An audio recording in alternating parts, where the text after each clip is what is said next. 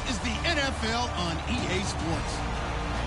As we head towards kickoff, two quarterbacks will be on the field today trying to push their teams to victory. It's Rodgers' Packers going up against Ryan's Falcons. So with that, we'll send you out to the Georgia Dome in Atlanta, home of the Dirty Birds, where we bring in the two men who will call the action, and that's Brandon Godden and Charles Davis. Gentlemen. Larry, in what is scheduled to be its final season as an NFL stadium, there's a look at the Georgia Dome here in Atlanta. Tonight, we've got a good NFC matchup on tap between the Green Bay Packers and the Atlanta Falcons.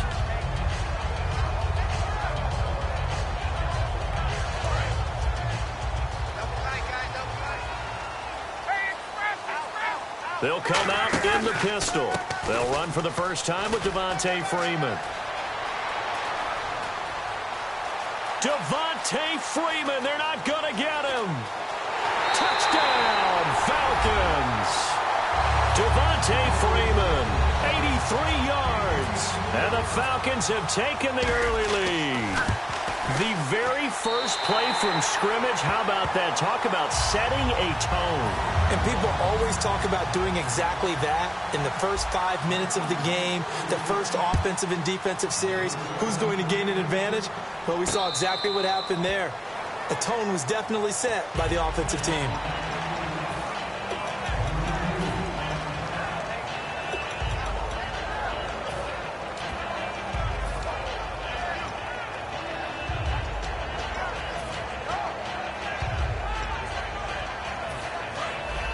Shift together here from the D-line.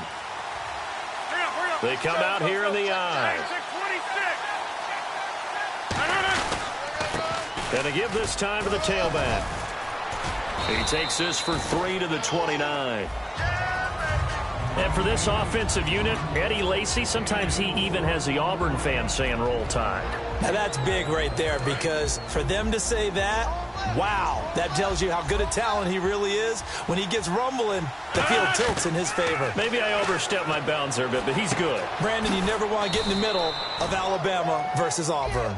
That catch good for 5. It's 3rd down. Here's a look at the young Atlanta Falcons, although next year, obviously, everyone will be a year older. So rookies like Deion Jones, Keanu Neal, Devondre Campbell, an extra year, well, their only year, but a year under their belt now to get better. They're just young and growing, aren't they? I mean, I expect their play to continue to accelerate and elevate. And think about the building blocks they had in front of them. Second-year guys in 2016 who had big years. Grady Jarrett, a monster in the Super Bowl, tied a sack record in that game against New England. And Vic Beasley led the NFL in sacks for the regular season with 15.5, and also had 6 forced fumbles. And a new set of downs here after picking up the first on the ground. Now a play fake here on 1st down. And he knocks the ball away, and it falls incomplete.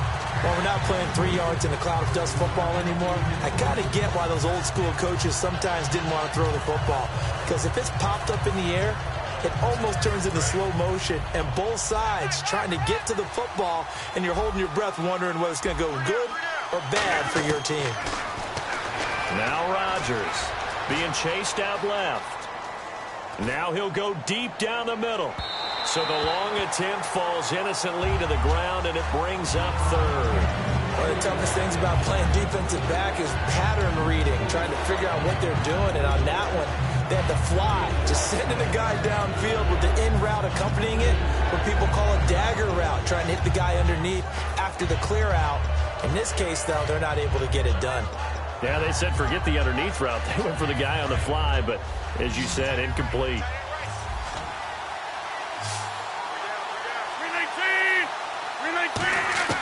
Throwing is Rodgers on 3rd down. And Cook has it left side. They'll break the huddle here and go for it. This is 4th down. So much about this game is just understanding situations and then having to execute, isn't it? Guard the first down sticks. Don't let them get there. And they rallied and made the tackle. And able to pick up the first across midfield to the 47. I don't know if I agree with that. I guess they don't care if I agree with that. But, boy, you have to be surprised by that, right? I definitely was surprised that they decided to go for it in this situation. But they must have either felt like they either had a great play call on or they're trying to show extreme confidence. They'll run it now out of the gun. And he gets it inside the 35 and just shy of the 30. And a nice carry there of 15 yards. Absolutely love the run right there. This guy's known for his quickness, but also for his speed. And he's able to get to the second level almost before you blink if you give him any type of blocking. Always talk about slot receivers, and they're usually known as quicker than fast.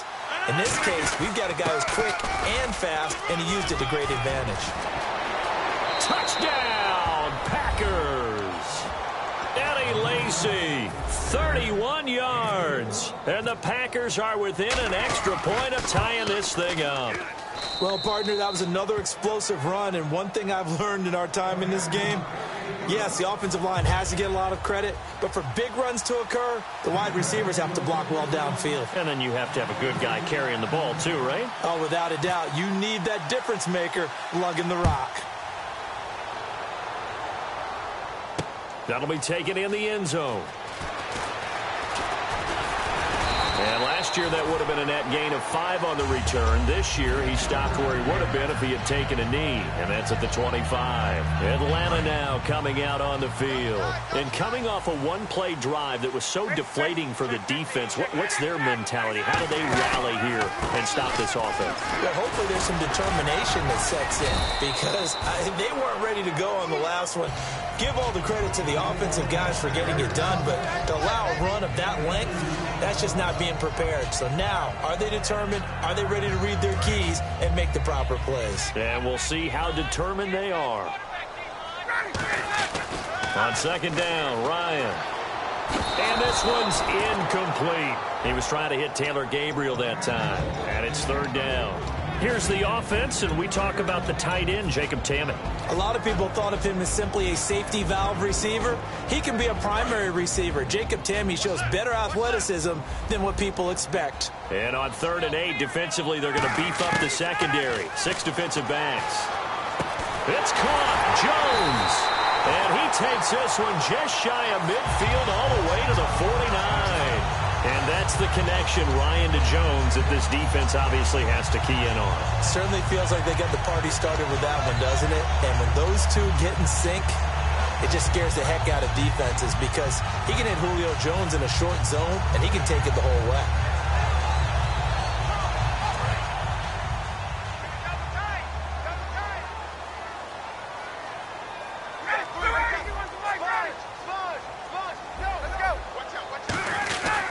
This is Freeman on 1st and 10. And able to push his way forward here for a good little gain. And when you watch Devontae Freeman run the football, you can almost close your eyes and hear him running the football, can't you? Because people just scatter. I mean, you know, when he goes through a pile, it moves in a positive direction for him. I just love how hard he plays the game. 1,000-yard season. He had 11 touchdowns last year. In March, 25 years old. So he's kind of hitting that sweet spot for a running back, isn't he? He really is, and I still remember the evaluation of him coming out of college. He does everything well, but you weren't sure he had a dominant trait. Well, wrong about that. He's dominant just about everything he does, and I think that he's going to continue to elevate his game and seek a 3rd Pro Bowl in 2017.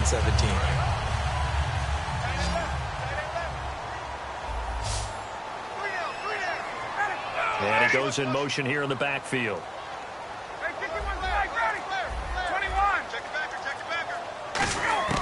Now Ryan on 1st down.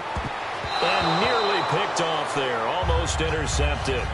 Instead, 2nd down. Tremendous coverage there. Just did not catch the football and complete the interception.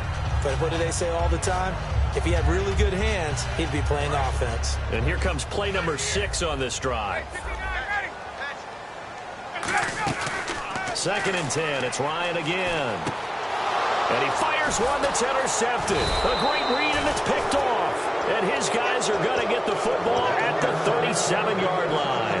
And Green Bay getting ready to go as they take the field. And it's a unit last drive that did it all on the ground, Charles. and they controlled it from the interior, big on big, right? Offensive lineman versus defensive lineman. But you know, in order to keep the football moving downfield, other people have to get involved as well. Your wide receivers, your tight ends, lead runners, anything that you have possible to get in front and keep the ball moving. And now the defense may be looking out for a pass coming up. With Charles Davis, I'm Brandon Gaudin. Second quarter about to get underway with the Packers in possession of the football. They've got a 2nd and 9 to start things out.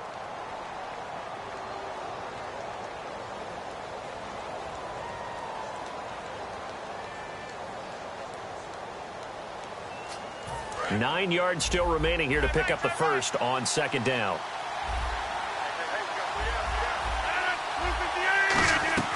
Play action. Now it's Rodgers.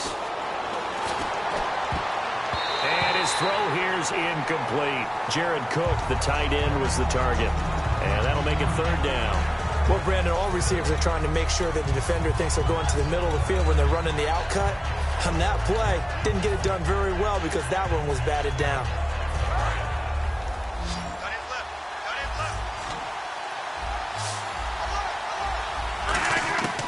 From the gun on 3rd down, Rodgers. And incomplete. The contact made the ball roam free and brings up 4th down. After watching him drop that slant, I can hear my old coach's voice ringing in my ears right now. You can't run with the ball until you catch it. Trying to get those rack yards before he secured it. Here we go on 4th down with Rodgers. Looking deep downfield. This is caught inside the 15. Touchdown, Packers. Jordy Nelson, 61 yards. And the Packers have taken the lead. Wow, talk about a big 4th down conversion for the score. Defensively, how do you let that happen? I think you start with the offense, and you give them credit for going for it, having that type of, well, let's face it, audacity. But defensively, I think you're right on target, partner. There's no way something like that's supposed to happen in that situation. You're supposed to be able to shut that down and get the ball back for your own team. Instead, they give up not just a big play, but a touchdown. So out come the Falcons now. Looked like they had something going last drive.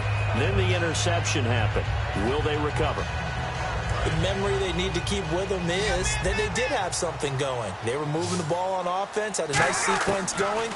Don't worry about the other part. You can't get that back.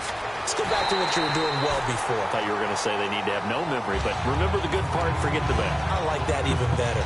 I do have to admit, I like it when it all comes together. When the top part, catching the football, right, whether you're catching it with your hands or cradling it, comes together with the legs, in this case the feet, doing a little toe tap to stay in bounds and complete the catch. And a great job by our crew on the camera shot. Love when you see the grass or on the field turf, those rubber pellets flying up. Great catch. So a loss of 5, and it'll be 2nd down.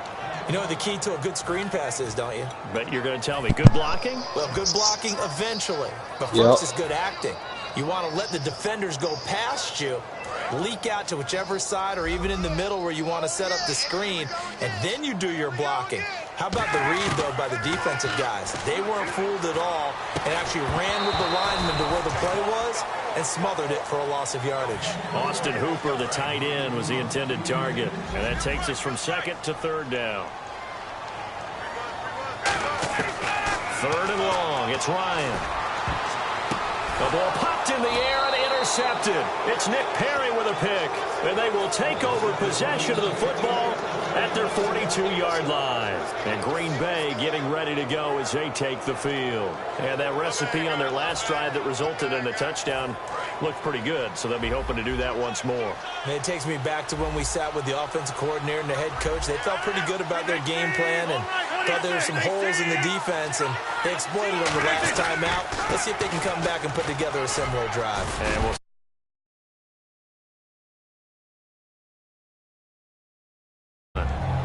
first play of the drive, let's give credit all around. Excellent blocking, but the guy carrying the ball, he was the finisher. A really nice run. And after the play on the ground, that brings up 2nd down here. They stay on the ground. This time it's Lacy. And the big boys up front, they're going to stop him right at the line. Grady Jarrett with the tackle. Well, after what we just saw, we know that with third down coming up, this is not a gimme for the offense. They've got to figure out what they want to do.